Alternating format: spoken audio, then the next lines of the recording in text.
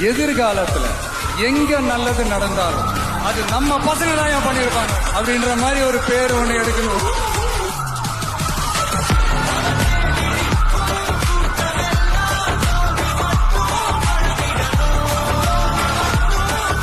இனிமே காசு வாங்கிட்டு ஓட்டு போடாதீங்கன்னு சொல்லி பாருங்க.